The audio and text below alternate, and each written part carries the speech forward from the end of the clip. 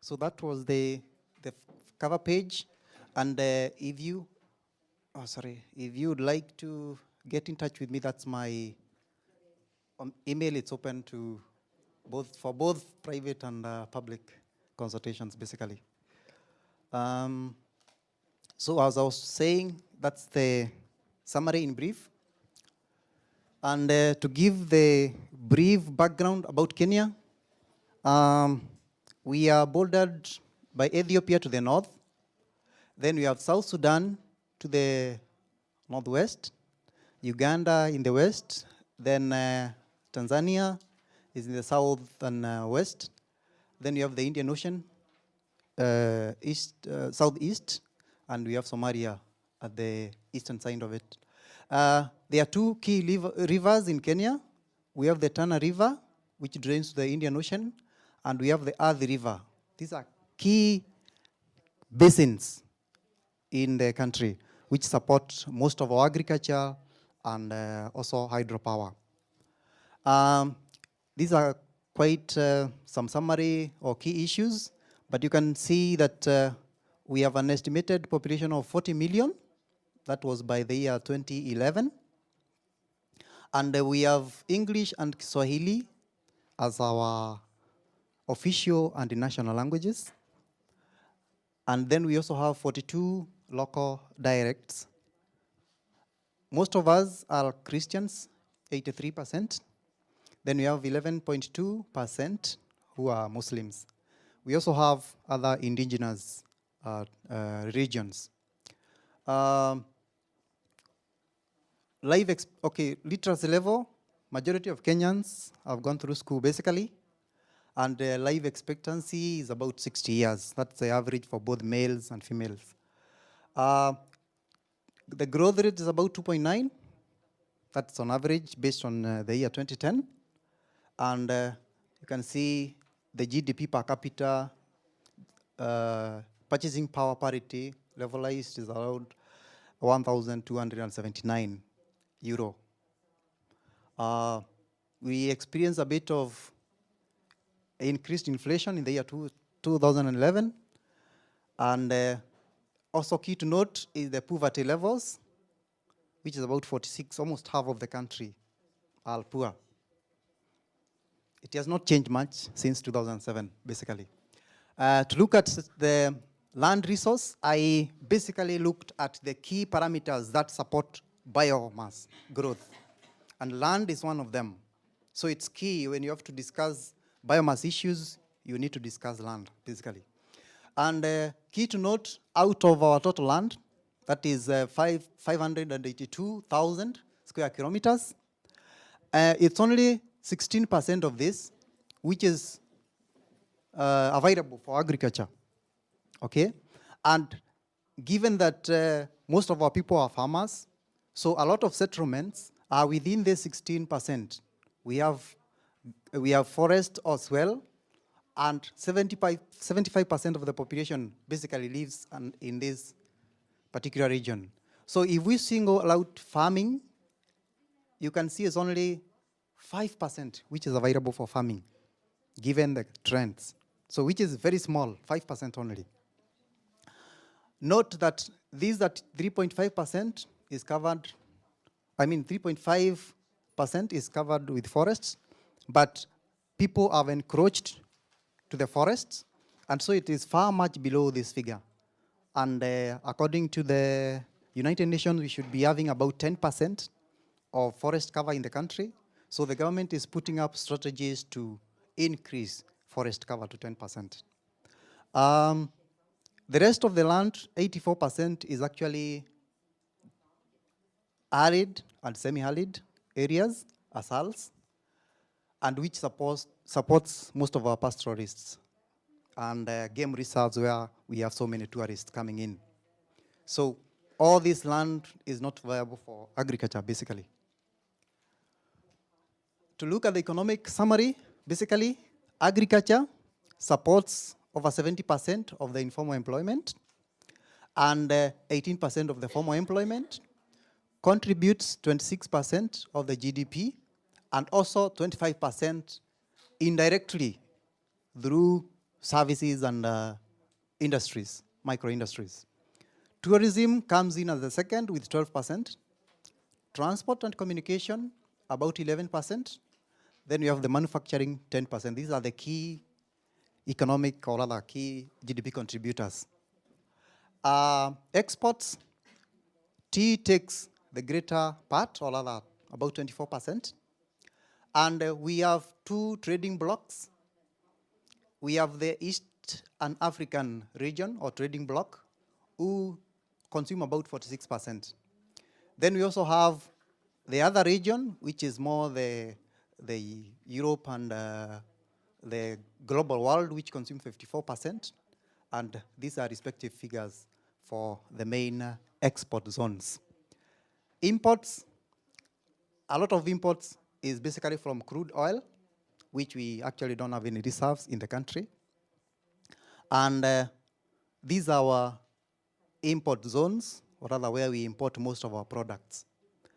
Then we also have trading blocks, the East African Community, the COMESA, the ECOWAS, the South African Development Community, and the EU as well, our main blocks in the country. Zeroing down to the energy sector, it's a bit sad that, as Michel has put it, that 80% of our people rely on biomass, and so to say, it's more or less traditional biomass, which is firewood and charcoal, causing a lot of health and environmental issues. So you can see a greater part of the primary energy comes from biomass, basically.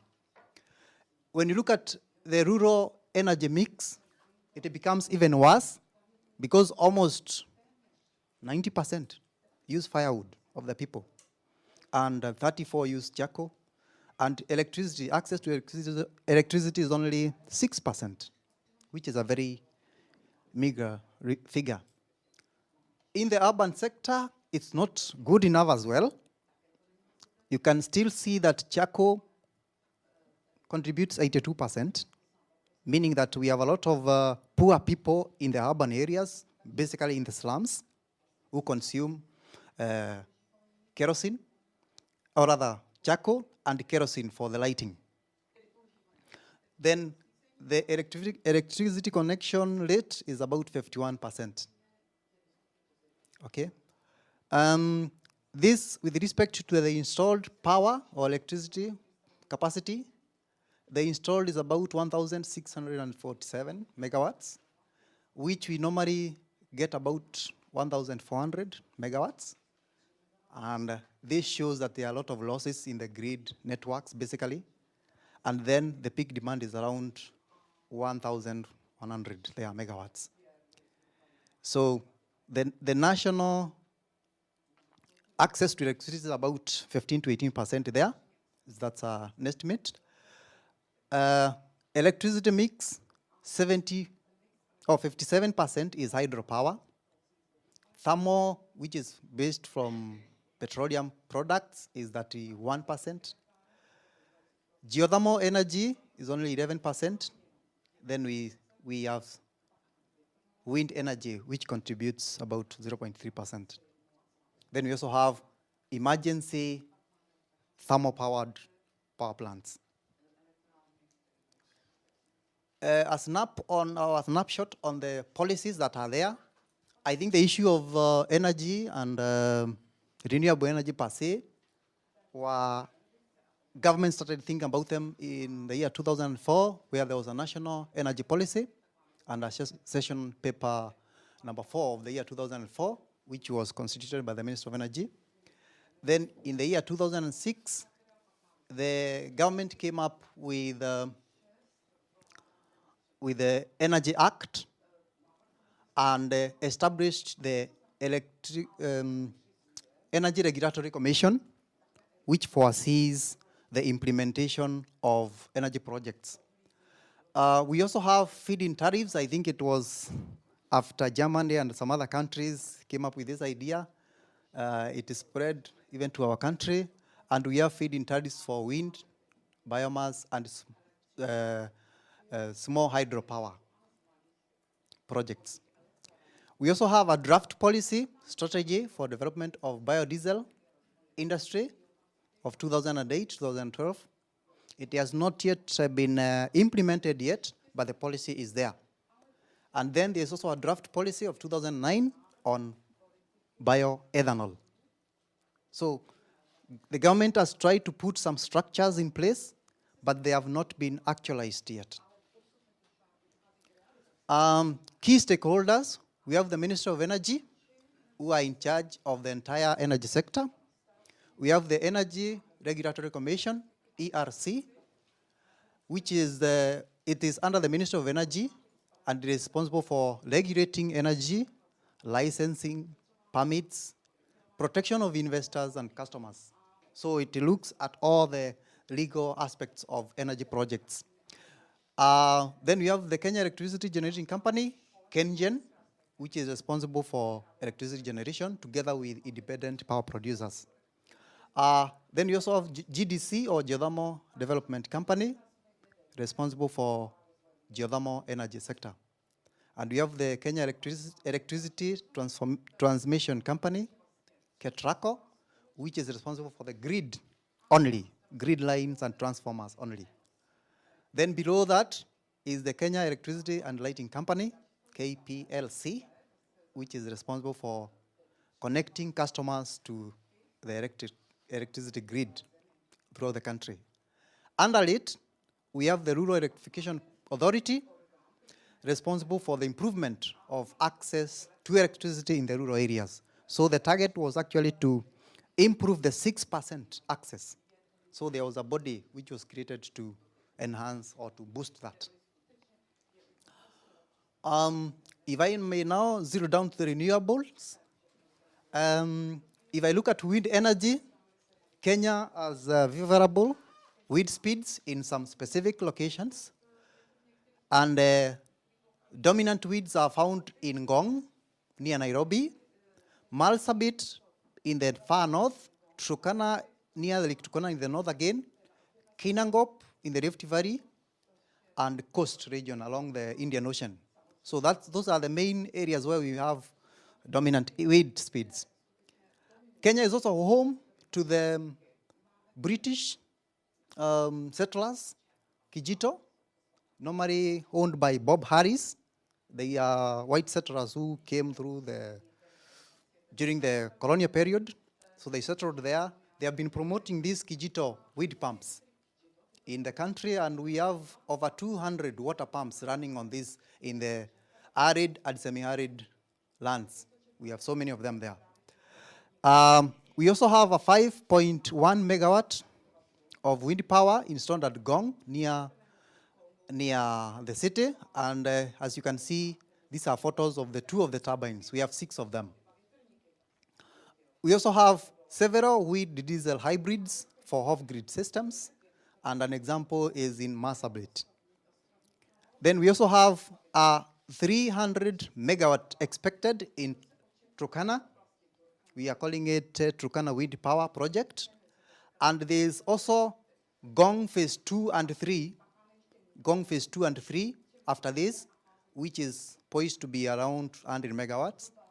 And we also have 61 megawatt in Kinangop, which is being expected in the coming years.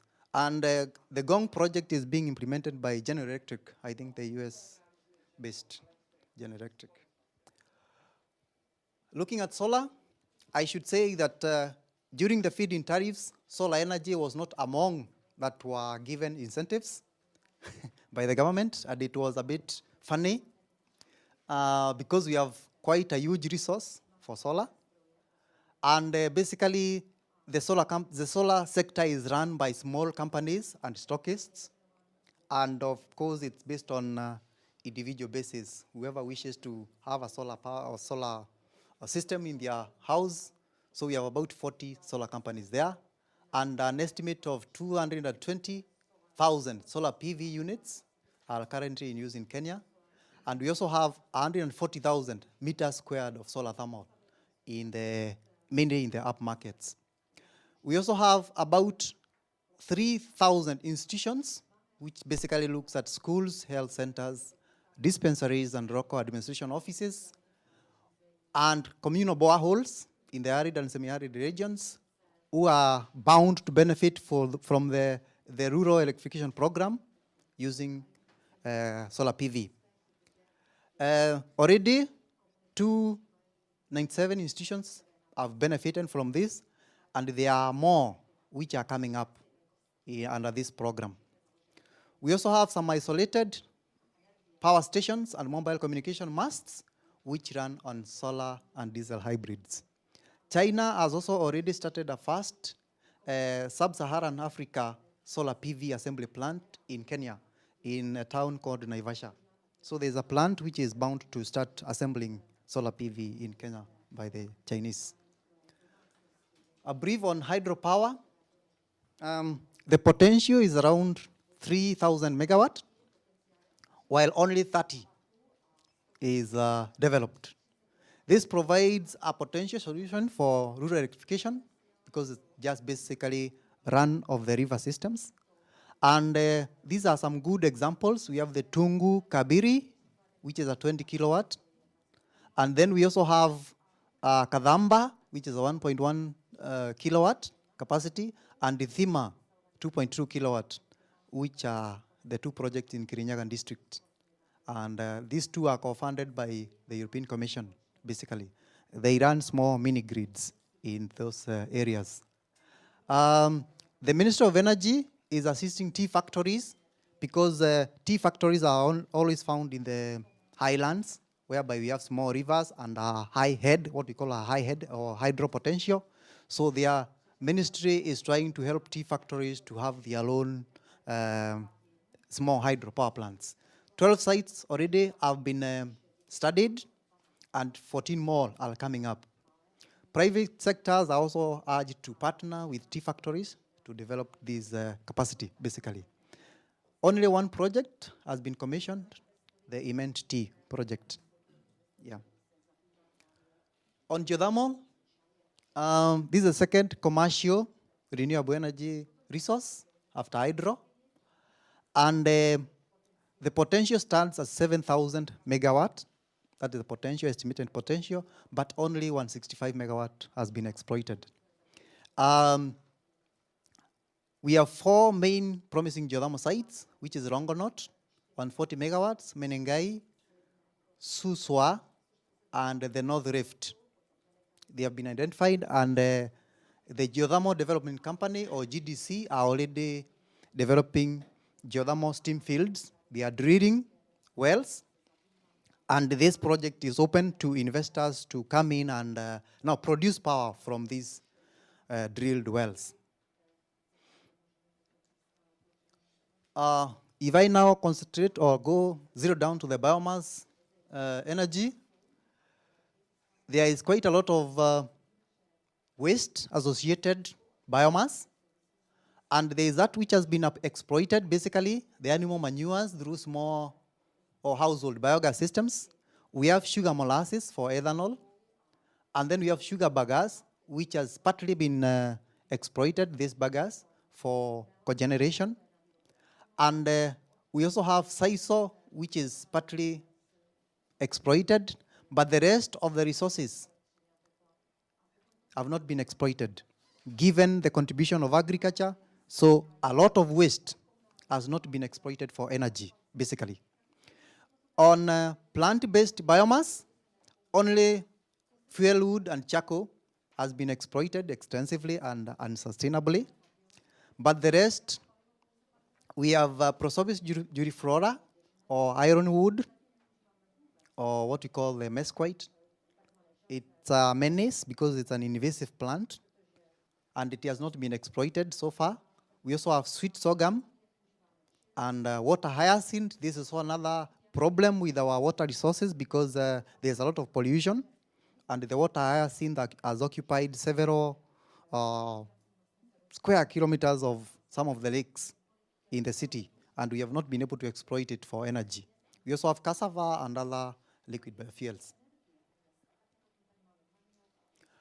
To give a brief summary of an estimate done by GIZ. This is a German Gesellschaft something. Zusammenarbeit organization is a German NGO which has roots in Kenya. These are summary of the potential of waste.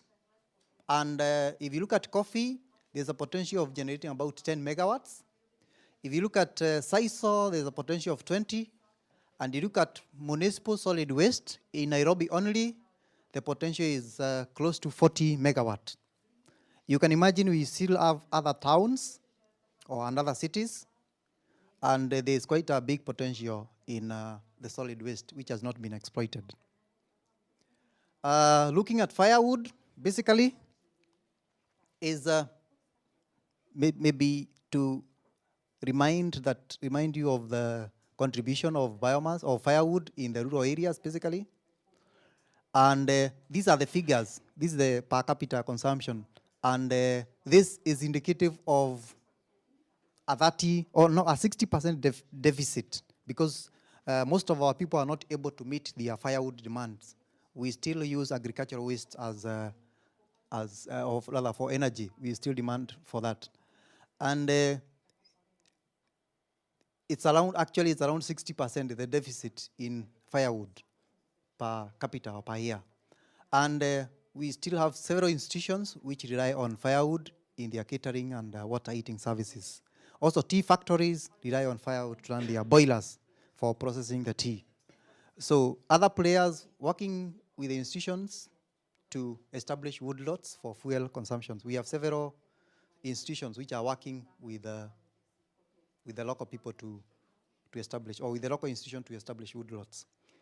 This is typical in the country. And this is a situation, the 3-stone fire, we call it the 3-stone. And this is a kerosene lamp, a locally made kerosene lamp. So all the smoke from the kitchen and from the tin lamps is inhaled by our women and children, mostly in the rural areas. On charcoal, you'll find this is a ready market. You will normally find this on the roadsides, by the roadsides. This charcoal for sale. Trees are cut down to have this for sale. And this is a lady who is actually selling products. It's the main cause of deforestation because it provides income to the rural community. And these are the figures for rural and urban consumption by the year 2000. But this may not have changed. Probably they have gone down because of availability problems. There are some initiatives to ensure that the production of charcoal is sustainable, because we can't do away with it, because everybody needs it and they cannot afford other forms of energy. So there are some initiatives to produce it sustainably. We also have an energy saving stove, which is what we call the Kenya Ceramic Jiko. This is the Jiko, which has been promoted to help reduce consumption of charcoal. Look at biogas cogeneration. We only have one company, Mumias Sugar, which has an installed capacity of 35 megawatts. The rest of the 8 sugar companies have not yet exploited this biogas through cogeneration. Mumias sells 26 megawatts to the national grid and then consumes the difference internally. Biomass electricity, there are plans by a company by the name Tower Power to install 2 11.5 megawatt thermal power plants to take care of the Prosopis duriflora, or the mesquite. They want to eliminate it by producing power from it. The plantations of this plant is about 200,000 hectares, in the areas of Baringo, Garissa, and Tana River Basin. So it's quite spread out throughout the country, and it's becoming a menace or a problem. We also have one technology which is never discussed quite frequently, the briquettes in the country, and the Kenya Planters Cooperative Union used to make briquettes out of coffee husks, but the prices were quite prohibitive, and it was never accepted too much by the public, or rather affordable. But then we also have a company by the name Char Dust in the year 2003, who attempted to make briquettes from coffee, or rather from sugar bagasse. They also make some briquettes, but they have not been able to penetrate the market. But there's potential because we still have the sugar companies.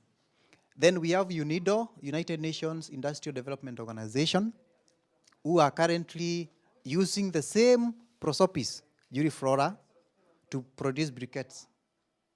How economical, how viable it is, I am not very sure, but I think they are providing an alternative energy solution to the rurals. Going to biogas, biogas is still used in the domestic level with only 3 to about 15 meters cubed of biogas units. And the Ministry of Energy promotes this small-scale biogas technology into the rural areas through their energy centers, which are spread out throughout the country. It has also collaborated with my university, Jomo Kenyatta University of Agriculture and Technology, and they have constructed a 345 meters cubed biogas unit, which is running on human waste from the student hostels, basically, and producing about 45 kilowatts.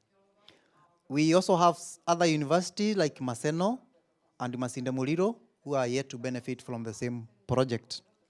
The ministry also intends to pilot biogas from flower wastes to generate electricity for the flower farms and also to export to the grid.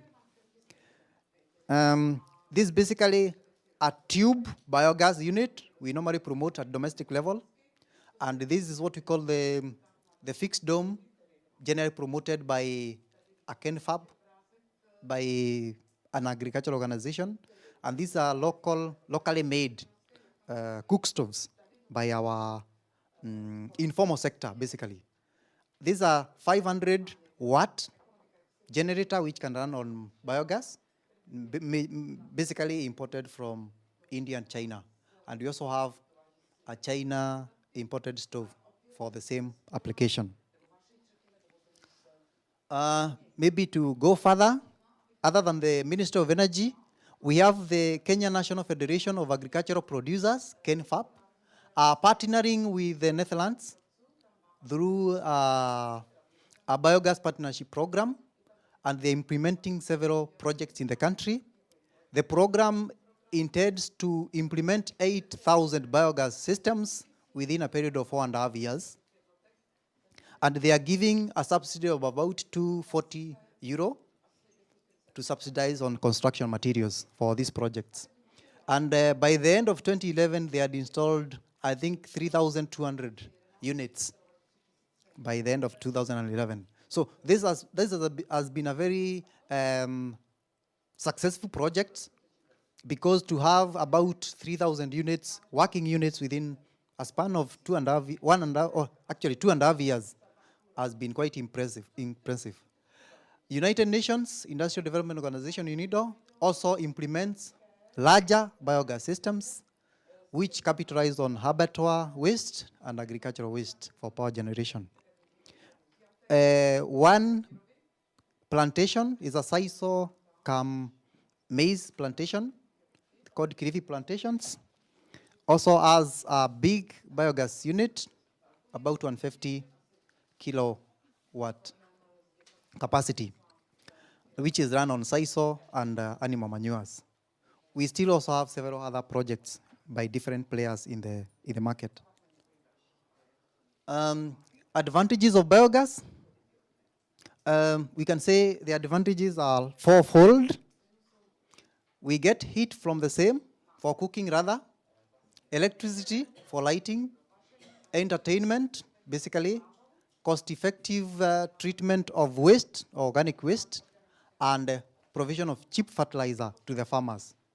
Those are the four. That is electricity, heat, and treating organic waste, and fertilizer. Then use of biogas improves indoor air quality. You remember I talked of firewood. So the indoor air quality is improved and it reduces the inhaling of smoke. It also reduces workload by saving time spent to look for firewood. Some of our women spend up to 4 hours searching for firewood. So they waste all the time just searching for firewood, only to come home and cook, and they can't do anything else. It also improves education for children in rural areas, because once we have electricity, they are able to study at night. But basically, in the rural areas, you find that most of the kids cannot study. They only study during the day. Otherwise, at night, there's no enough light to study. So it helps in improving that. It also substitutes wood, fuel, and charcoal, and hence reduces depletion of natural resources like forests and soils.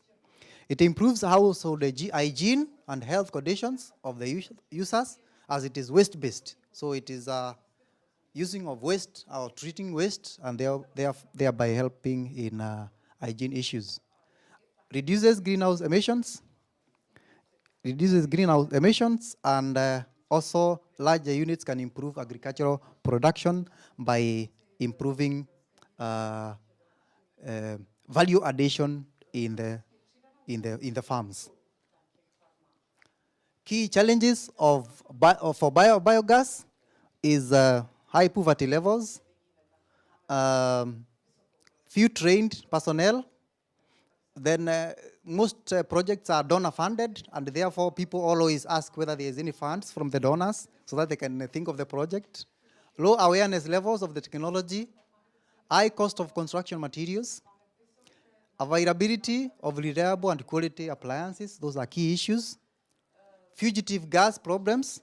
Most of the people don't know that when they release the gas to the air, it emits methane into the air, so they just operate the systems haphazardly. And then we also have the fireplace complex.